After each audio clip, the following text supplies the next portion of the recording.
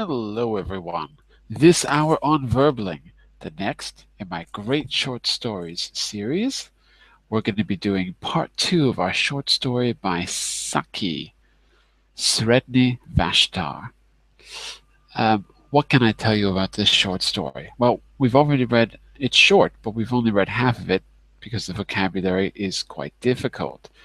So I've come up with a way to work with the vocabulary, which I'll share with you. It'll be useful for this class, as well as just using technology to help you with your level of English, particularly when you're reading a native text. So I'll share that with you in just a minute. What else can I say? Well, more about the class in just a minute. First, a little bit about me. I'm Jon-Eric, your Verbling teacher for this hour. I'm an American teacher from New York, hanging out in Lisbon, Portugal to bring you this class. By the way, here are 3 quick rules to help you participate. Don't forget to turn off, tune in, and open up.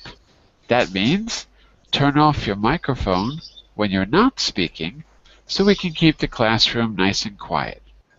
Like right now would be a good time. There we go. And tune in to the new words that you're learning. Try to use them as actively as you can so that I can correct you and give you feedback. And finally, open up to our classmates. Open up to your classmates, I meant to say. Just relax and have fun. We're all here to learn, and this is a safe and respectful place to practice your English. That is all you need to know about me. I'd like to know something about you. Let's say hello to Ryan first. First one I saw. Hello, Ryan. How are you? Not bad, not bad. I'm fine. Excellent. Yeah. And where are you from, Ryan? Malta, it's a small country. It's an island. From where? I couldn't hear you. Malta. Malta. Yeah. Malta. Okay. Yeah. It's a small country, Yes, but it's a good country. Yeah. You know it? Never been there. All right. It's in the Mediterranean. And you speak? Maltese. We have our native language. And Maltese. And then we have English as our second language also. And Maltese is something like a Latin language? What's it? Or Semitic? No, it's Semitic, Semitic, isn't yes. it? Yes, Yeah, Semitic. yeah. Yeah. We just... there you go. Yes. Very interesting. But we borrow, as some parts, we have borrowed so much from the English and the Italian words also. Okay, very good. So, what's something we need to know in Maltese? What's the expression? Say again?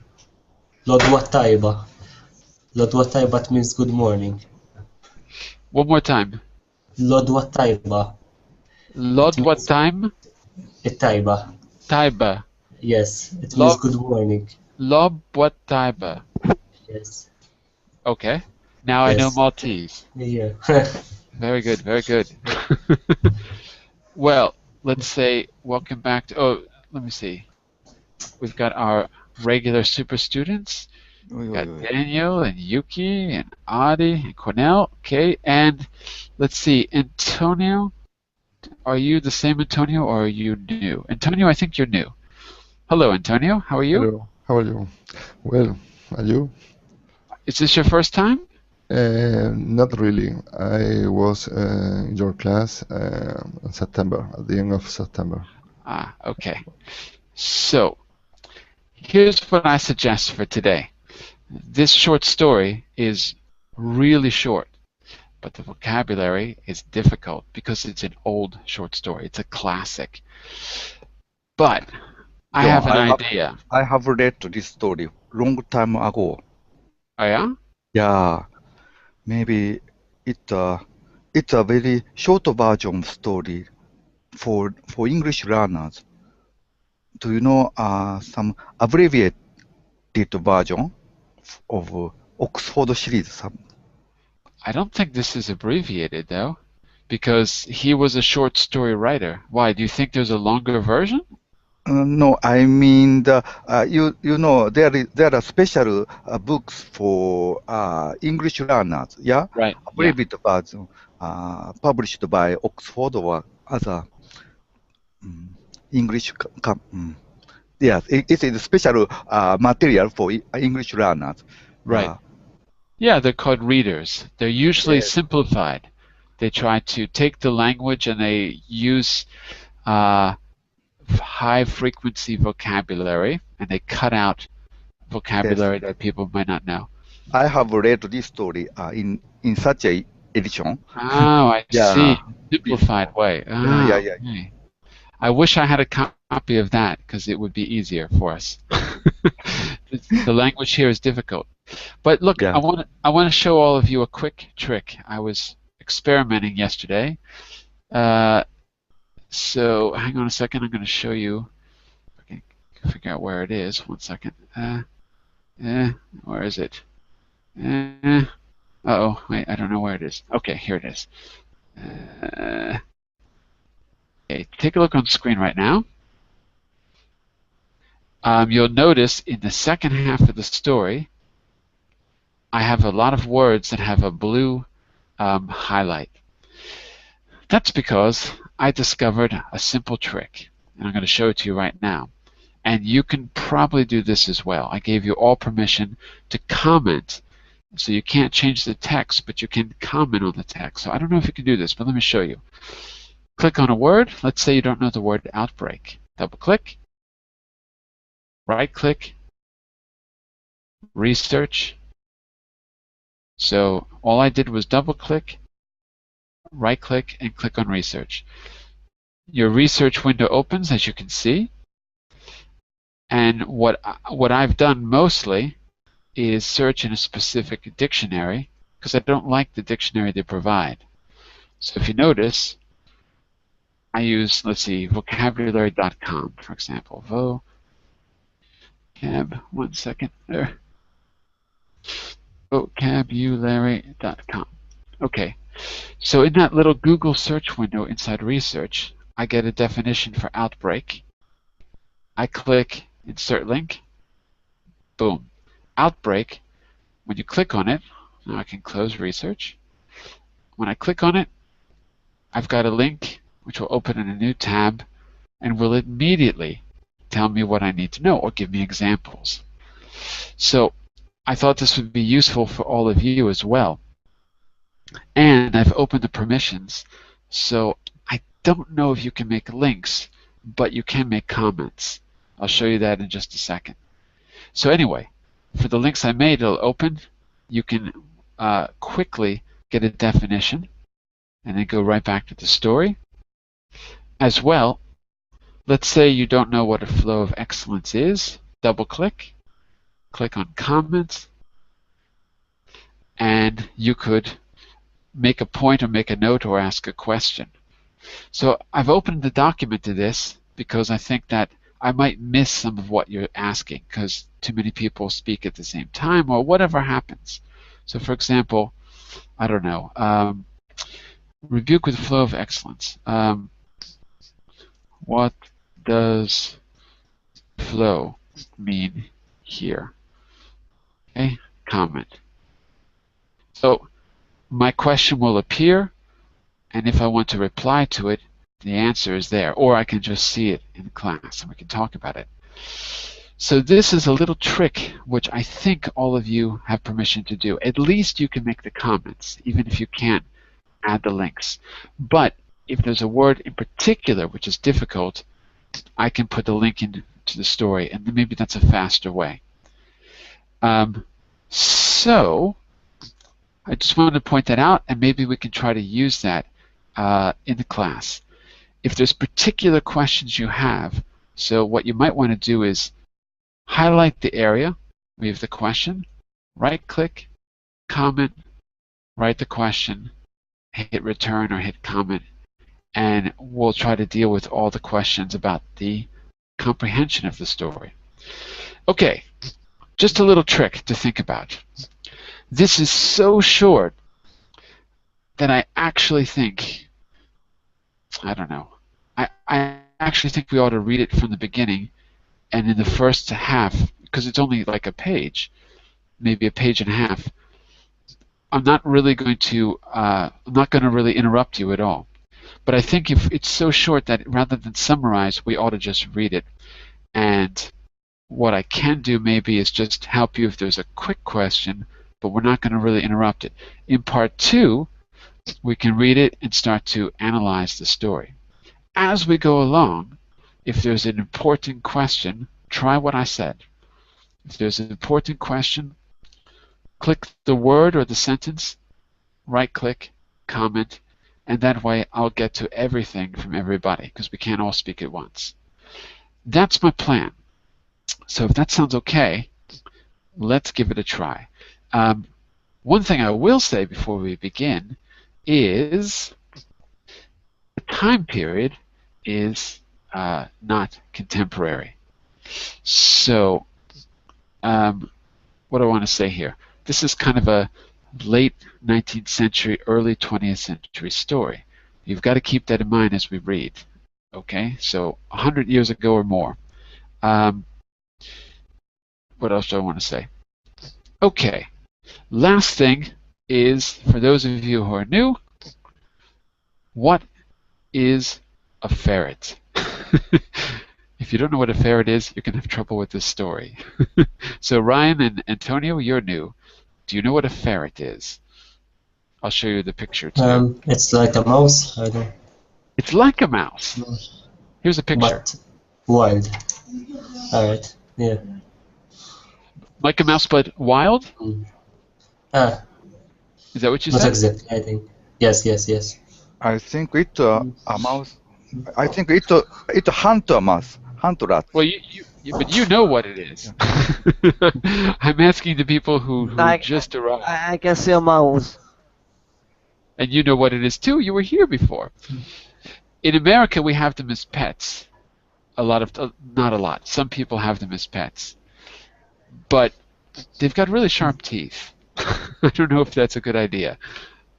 Antonio, have you ever seen a ferret? I don't know, but I think I know this animal. What it is? What it is. What this is? Yeah. All right. So some people have them as pets. They're they're bigger than a mouse, but smaller than a cat. And as Yuki said, they're kind of predators, hunters. But they're not exactly dangerous, right? Not to people. They're too small. So let's start reading. And as I said, if you've got specific questions, rather than interrupt, I'd like you to try to make a comment so that I make sure I get to all of your questions.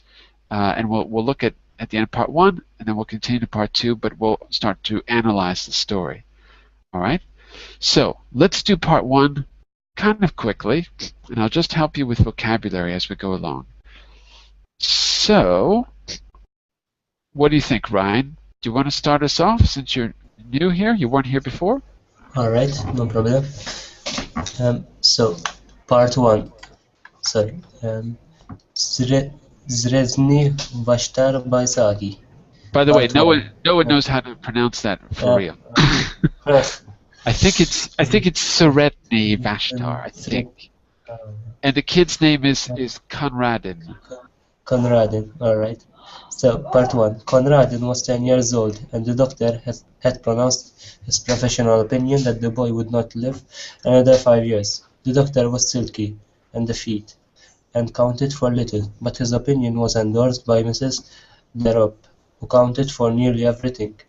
Mrs. Derop was Conradin's cousin and guardian, and in his eyes she represented those 3/5 of the world that are necessary and disagreeable and real.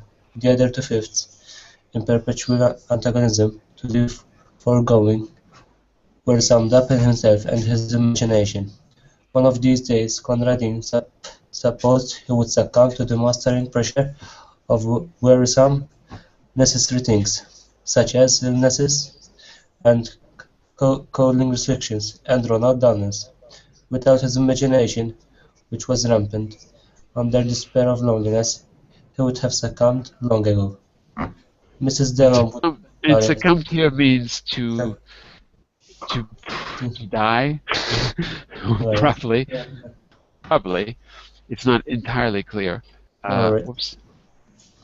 I was trying to quickly add some definitions, but it's a little difficult to do when we're Yeah. reading. Okay, so this is a review for some of you, but if there's a quick question, I can answer it, or, as I said, add a comment and we'll get back to it soon. So we know Conrad is a boy, we know he's cared for by his cousins so far, and we know that his imagination is very important. Okay, Antonio, can you take the second? Second paragraph. Yes. Right here.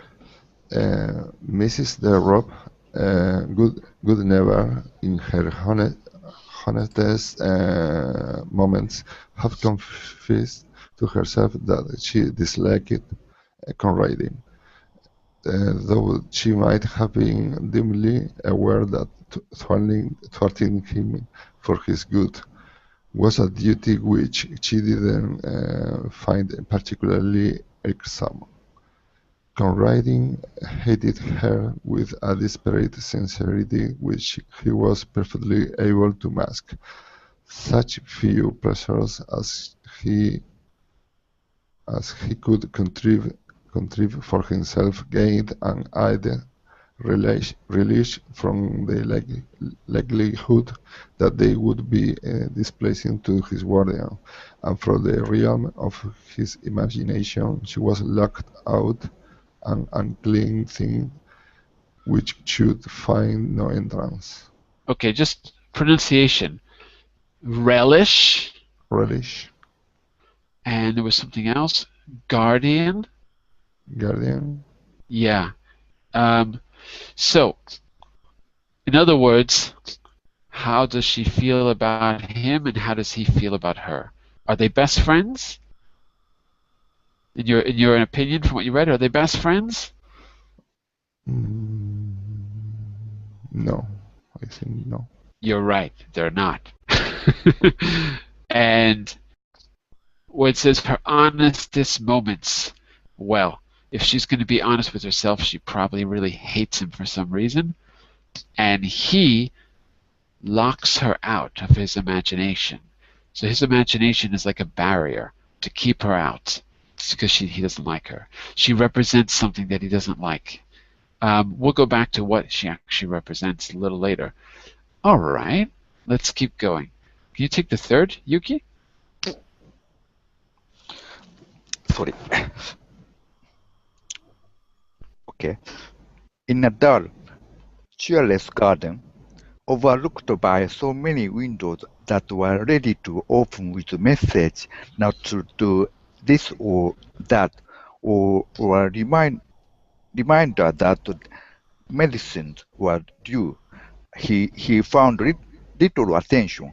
The few fruit trees that it contained were set jealously apart from his plucking, and though they were rare specimens of their kind blooming in the arid West, it would probably have been difficult to find a market gardener who would have offered 10 shillings for their entire yearly produce. In a foreign corner, however, almost hidden behind the dismal shrubbery, was disused tool shed of respectable proportions, and within its walls contain found a heaven, something that took on varying aspects of a playroom and a cathedral.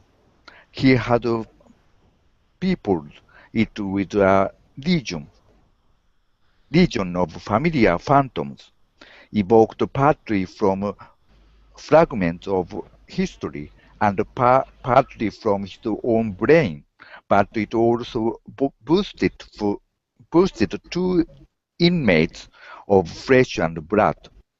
Okay, very good. So, just to summarize, what did we find in the garden as we continue on in the story? He found in the garden mm, um, um, um, um, um, warehouse here. Little, not a warehouse, but yes, a little storage space. Yeah. A tool Yes, shed. little stored place. Yes, tool shed. Yeah, tool shed. Disused tool shed. Yeah. Disused tool shed where maybe he's safe. No one's really going to find him. Okay, very good. And does he like the garden? Is it a nice garden? He didn't like this garden, but only he has great interest in this shed tool shed. Absolutely. And Yeah. one last question, just because it's a weird word, shrubbery. Shrubbery. Do you know what that is? Shrubbery. Yes, I know. It's shrubs. So it's a tree, plant, quite a big plant, but not one plant. Plants. Yeah.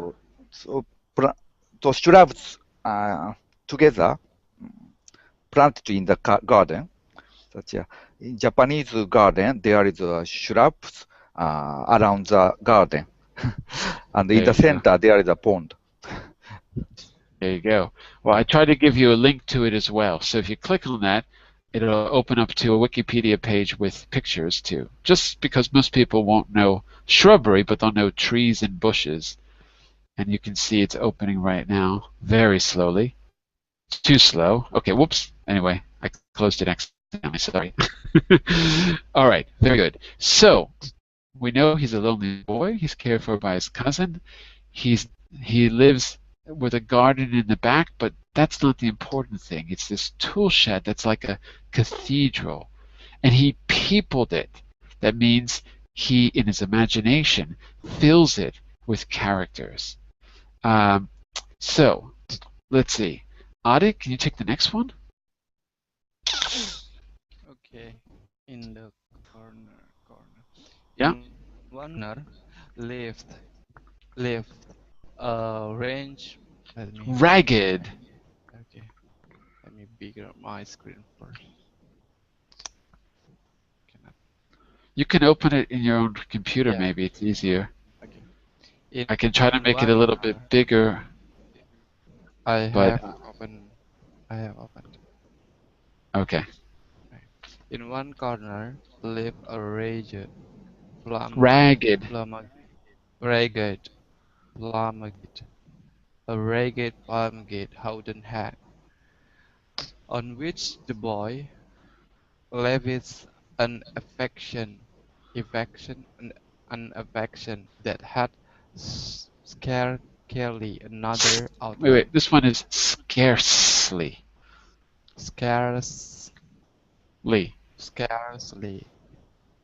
scarcely another outlet. Further back in the gloom stood a large hutch, divided into two compartments, one of which was fronted with closed iron bars. This was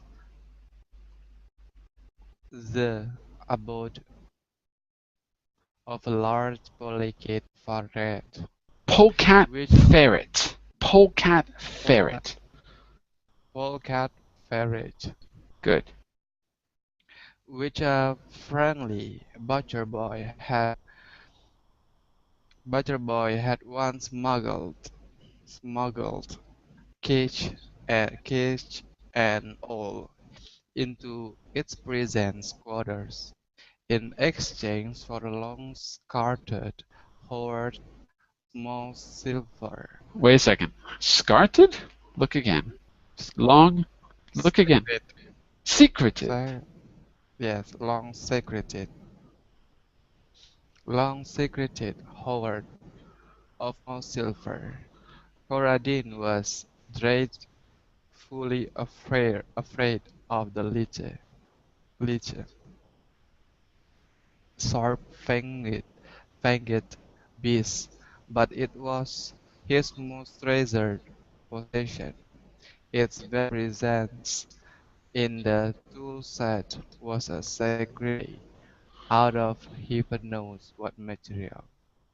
He spun the beast a wonderful name. From then on, it grew a god and a religion. The woman indulged in religion once a week at church nearby, and took Conradin with her. But to him the church service was an alien rite in the house of Raymond. An And alien, right? An alien. an alien ride in the house of Raymond.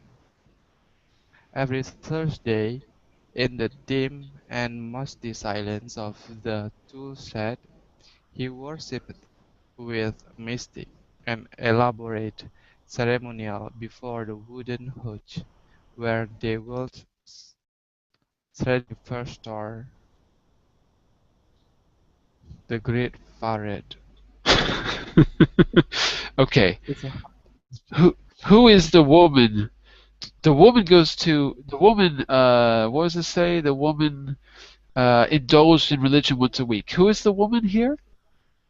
Just to be clear, Mm, is he the mm, cousin or auntie? she's the cousin, right? Yes, Right, she's the cousin. right. Cousin, Cousins. right. Okay, and the sharp-fanged beast. Who is that up here? Okay. Frank Beast. Who is that? Okay, it's the What's the name of that animal? yeah, ferret. It's the ferret, right? So we've only Yes. got the boy, the cousin, the ferret, and maybe this hen up here. Oh yeah. Okay. Okay, and and he goes to this tool shed, and it's sort of like a religious ceremony. And we compare that to the religious ceremony of the woman who probably goes to a real church. But for him, that's an alien thing, an alien ritual, something very strange to him. Okay, I'm not going to spend too much time because we've already read this, but one last paragraph and then we'll get to some new territory. Okay, so let's go to Cornell, I think, for the next last paragraph here, which says red flowers.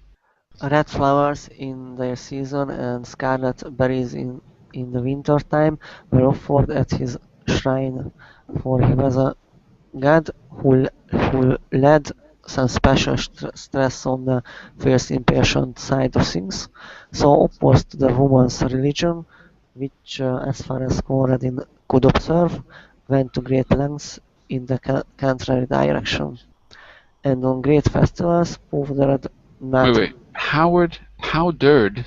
Powdered nutmeg. and on great festivals powdered nutmeg was strewn in front of his hutch, an important feature of the offering being that the nutmeg had to be stolen. These festivals were of irregular occurrence and were chiefly appointed to celebrate some passing event. On one occasion, when Mrs. Drop suffered from acute toothache for 3 days, Toothache. toothache Mhm. for 3 days, Conradin kept up the festival during the entire 3 days and almost succeeded in persuading himself that Sredni Vashtar was personally responsible for the toothache. If the What's wrong? if the malady had lasted for another day, the supply of nutmeg would have given out. There you go. So, um, just to be clear, why were flowers offered at his shrine? That's the word they used, so I'm going to write that over here. At his shrine. What is his shrine to? What do they mean by shrine? What do you think, Cornell? So, in other words, why were these flowers offered? Yeah, And sorry, John, I don't know because I wrote it down at chat box into chat box that there are many unknown words in the text for me, so it is very difficult for me. okay, what is a shrine, everyone? What's a shrine? Shrine, the temple. Temple. Yeah. Could be. Well, doesn't necessarily have to be a temple. It could be small too. Yes. Yeah. For example, in Japan, there is an ancient religion called Shintai. Shintai religion. Shintai. Yeah. The center of religion is in shrine. So there is a portable shrine in the festival. People carry portable shrine and go along the street. There you go. Yeah. And you can have a shrine in Catholicism too, which has an idol. So, Cornell, a shrine is like a place where you worship, a religious.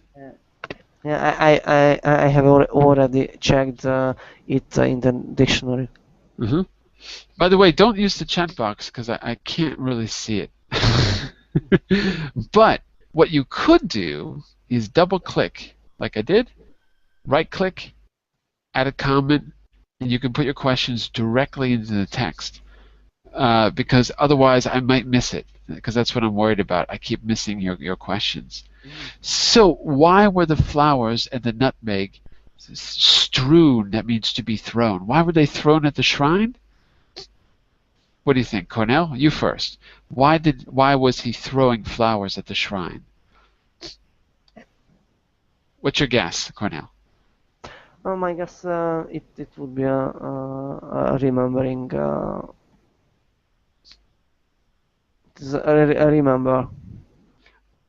Remember for something. A remembrance of something. You mean like a ceremony to remember? Yeah, for example, yes. A remembrance. Okay. And what's in the shrine exactly, everyone? What's in the shrine that we're talking about here? Is it an idol?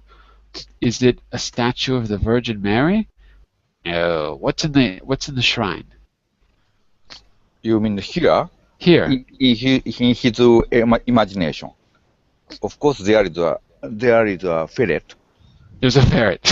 Yeah, that he admired. So he's worshiping the ferret by giving it flowers and spices. Nutmeg is a spice. Yes. And he thinks it's having an effect because what happens when he worships at the shrine here? What's the apparent effect? The toothaches. Who has a toothache? Toothaches occurs on this Mrs. Drops. Mrs. Drops has a toothache after the ceremony. Right. It seems like he's causing it, or at least maybe he thinks that he's causing it. So hold on a second. I can't seem to write. My question is, what happens when he worships at the shrine? So he gets the idea that maybe he's somehow causing her toothache. Is he happy about causing her toothache? Is that what he wants? Say that again. Sorry. Is he thinks he's caused the toothache. Is he happy about that? Happy for Mrs. Rob? Not happy for her. Is he happy about causing the toothache? It's great pleasure for this for the protagonist of this story, for this boy. Yeah. He hates her guts. Yeah. It's a secret pleasure for him. Yeah. There you go. Okay, so that's what we read so far. I know not everything will be clear, okay, but again, try what I'm saying. Try to add your questions directly to the text. Double click, right click, comment, put the question. I'll get to it. In the second half, I already defined some of the more difficult words. So as we're reading, you can click and open the definitions, or in some cases pictures like this one. You'll see that I added a picture of the Houdan hen, so you can see exactly what it looks like. And when it opens, you will see a picture, not the best picture apparently, it's the trolling. But you can see it's an old French breed of domestic hen. And we've got some drawings of it. Oh, I thought there was an actual picture somewhere. Are But there his imagination? I mean, hens and ferret. Or their or imagination, or they exist? I think they're real. I think It's they're real. real. Yeah. I think so. Here you can see a real one. You can see a picture of one as well. I didn't think so. Yeah. Maybe I'm wrong. I don't know, but I I thought don't. that I thought that yeah, this is his little cathedral, but I thought that there were real animals in there. So there's a picture of a hen, this kind of hen. Look how fancy it is. Ooh, what a pretty hen. Ooh. So now you know what a Houdan hen looks like. All right. So now we're going to finish the story with some new territory here. As we're reading, you can click on the definitions, and you can also make comments and questions directly in the text. It's up to you, Daniel. Take it away. Part 2. Okay. The Houdan hen was never trained to the cult of Sredni Vashtar. Conradin had long ago settled that she was an Anabaptist. He did not pretend to have the remotest knowledge as to what an Anabaptist was, but he privately hoped He that privately. it was dashing and not very respectable. Mr. Derop was the round plan on which he based and detested all respectability. After a while, Conradin's absorption in the tool set began to attract the notice of his guardian. Who's his guardian? His cousin, Mr. Right. Derop. Mr. or Mrs.? Mrs. Derop. Mrs. DeRope. Okay, Yes. just to be clear. So sometimes they use different words to mean the same thing. They call her, the author calls her the woman or calls her a guardian. Okay, but it's still Mrs. DeRope. Keep going. It is not good for him to be pottering down there in all weathers. She promptly decided, and at breakfast one morning she announced that the Houdan hen had been sold and taken away overnight. With her short-sighted eyes, Short-sighted. she peered at Conradin, waiting for an outbreak of rage and sorrow, which she was ready to rebuke with a flow of excellent precepts and reasoning. But Conradin said nothing. There was nothing to be said. Something perhaps in his white-set face gave her a momentary qualm. For at tea that afternoon there was toast on the table, a delicacy which she usually Delicacy. delicacy French which she usually banned on the ground that it was bad for him. Also because the making of it gave trouble, a deadly Deadly offense. offense in the middle-class feminine eye. Okay, so what did she do exactly in this paragraph? The Houdan hen was taken away the night. Right. And why do you think Nap- why did she do that?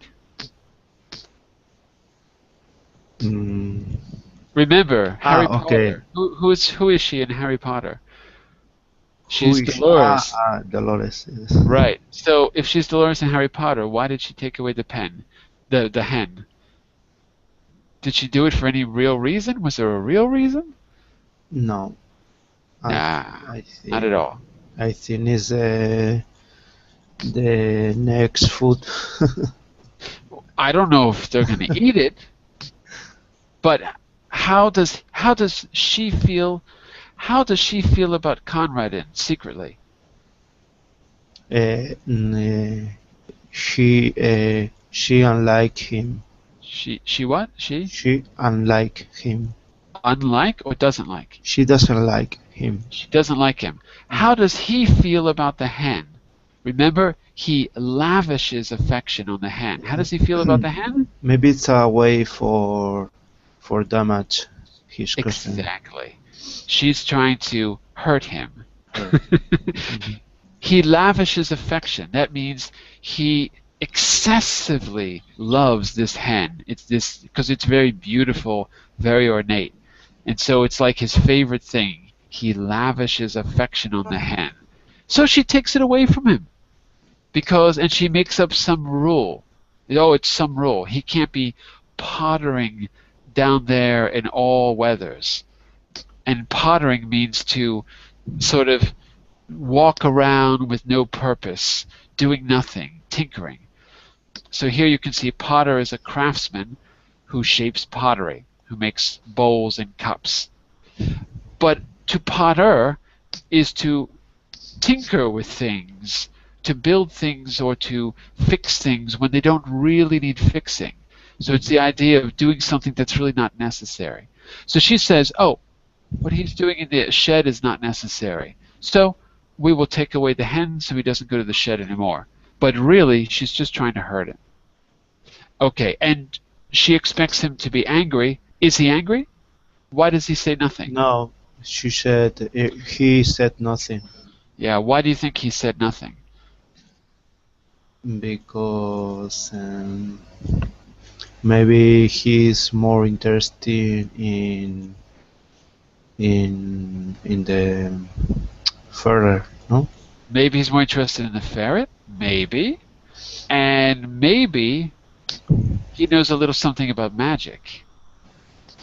What did he do earlier with the toothache? Maybe the further will do toothache or stomachache or something for Maybe he'll use the magic ferret to get back at her. At least in his imagination. his punishment. Okay, very good. So I think we're back to the top, and the guy from Malta left, so we're back to Antonio. Why don't you take this dialogue here? Okay? Okay. Go for it. I thought you liked toast, she exclaimed with an injured air, observing that he didn't touch it. Sometimes, said Conrad. In the shed that evening there was an innovation in the worship of the huge god. Hutch, God. Hutch is the tool shed. It's another name for that storage space. And he thinks the ferret's a god. So he calls it the Hutch god, the god of the tool shed. The huge god. Good. Conradin had been wont to chant his praises. Tonight we ask a boon. Tonight he asked a boon. He had been wont. So I've given you two definitions there. You can click on them. I'll open them as well.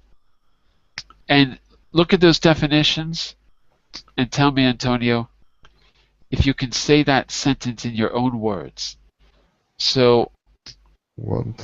yeah. So Sarcastic. Conrad had been wont to chant his praises. Tonight he asked a boon. In other words, what? There's want, there's boon. Want is like an habit, no? Mm-hmm. And boon is like, Boon, you can see the definition here if you like. boon is something beneficial to a specific person, entity, or cause. Right. Something beneficial. So, So, tell me that sentence in simple English.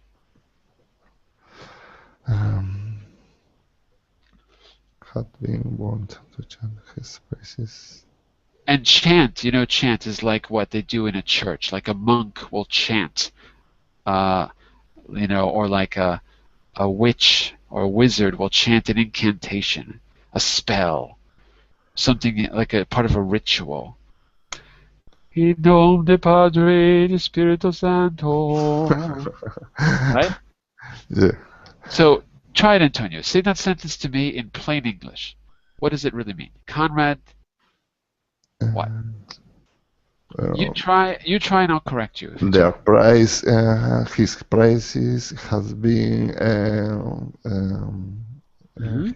listened. Yeah, his prayers. He. One thing I'll add: his prayers have been. He's asking that his prayers are answered. That's exactly right. I'll just add one thing. He had been wont. That means he had the habit of. He had been wont to. He had the habit of. So he had the habit of chanting or singing his praises, like in a church. And tonight his praises or prayers were that something very beneficial would happen to him. He was asking for revenge, I think. Mhm. Okay? So the reason I'm putting these definitions here is for you, all of you, to try to work out the meaning on your own. This is a really difficult story. It won't always be this difficult. But if you can try to say in your own words, then I can come and correct you. And because you've made that effort, it'll be so much easier to remember this vocabulary later. You don't need to use this vocabulary. It's way too old. But it's good to recognize it. We still use many of these words today, but maybe they're more literary. We don't use them in everyday speech. Some we do, like qualm up here. We use that every day, but we don't use want. It's very old-fashioned. Okay, keep going to the bottom of the dialogue there, Antonio, please. Uh, do one thing for me, Sredni Vashtar. The thing was not specified. As Sredni Vashtar was a god, he must be supposed to know. And shocking back a sob as she looked at the other empty corner, Conradin went back to the world he so hated. And every night in the welcome darkness of his bedroom, and every evening in the dusk of the tool shed, Conradin's bitter litany went up. Do one, do one thing for me, Sredni Vashtar. A litany, we'll see, is a prayer in a church, but we also mean it to say a list of things. A litany of complaints. That means a long list of complaints. Okay, but it has both meanings. A prayer, like a very long prayer, or a very long list of things. Usually we say it ironically, like, oh, my wife gave me a litany of complaints when I didn't wash the dishes, or something like that. I don't know. So, a list of things. Sorry, keep going. Mrs. DeRube noticed that the visits to the shed didn't cease, and one day she made a further journey of inspection. "What are you keeping in the locked hatch?" she asked. "I believe it's guinea pigs. I believe it is guinea pigs. I'll have them all cleared away." What do you think's going to happen when she threatens to take away his ferret, Antonio? What do you think's going to happen? She doesn't know what it is. She thinks it's a guinea pig. It's not, but it's a ferret, but it's similar. So, what do you think is going to happen when she makes that threat? I don't know. Sorry. Kill Mrs. Develop.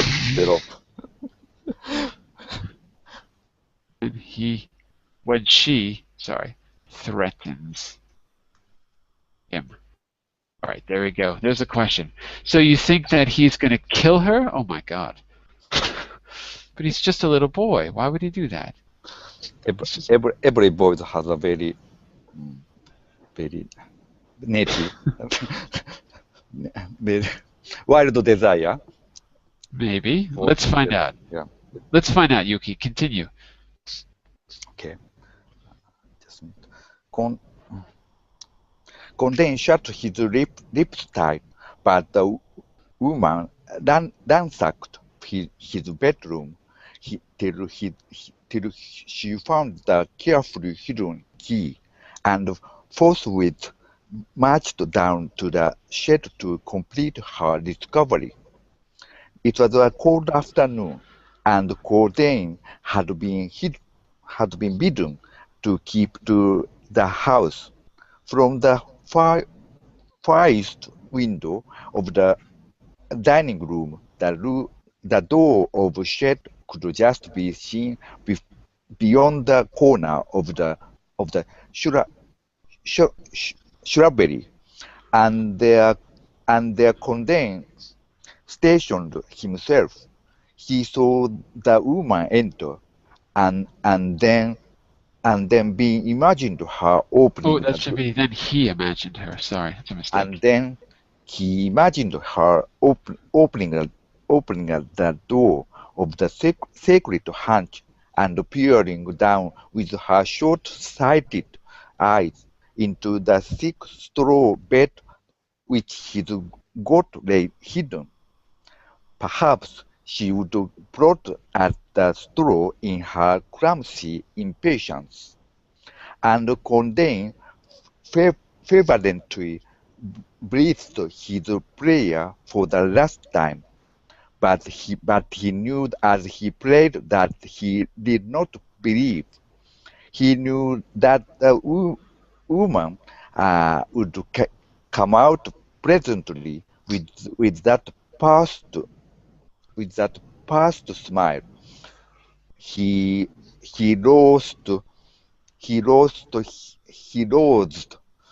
so well on her face, and that in an hour or two the gardener would carry away his wonderful goat, a goat no longer but a simple brown ferret in a hutch. And he knew that the woman would triumph always as she triumphed now, and that he would grow ever more sickly under her pastoring and domineering, right? Yeah? Domineering and superior wisdom, till one day nothing would matter much more with him, and the doctor would be proved right. And in the sting and misery of his defeat, he began to chant loudly and defiantly the hymn of his Threatened idol. and chant it for us, Yuki. Chanted. Yeah. Lord, your voice. Your voice. I don't know. The hymn is Sredni Vashtar went forth, his thoughts were red thoughts and his teeth were white. His enemies called for peace, but he brought them death. Sredni Vashtar the Beautiful. His thoughts were red thoughts and his teeth were white. Yes. Something like that. Yeah. We've got just a few. Oh, we got almost no time, so we got to finish this, and then we'll spend an entire class talking about this. And I've got another animal story for you too. Adi, you're up next. You've got to read a little bit quickly here. Adi, turn on your mic. Yes. Go. I'm trying to. Okay. Where is it? Right here. And then all of a sudden he stopped. We can't hear you, Adi. Adi, we can't hear you. There's something wrong with your connection. You're having a bad connection. We'll come back. Oh, he's back. Okay, Cornell, go for it. Okay. I can see each of the screen. You can't see what? Each of the yeah, it's okay. And then of a sudden he stopped his chanting and drew closer to the window pane. The door of the shed still stood ajar. ajar as it had been left, and the minutes were slipping by.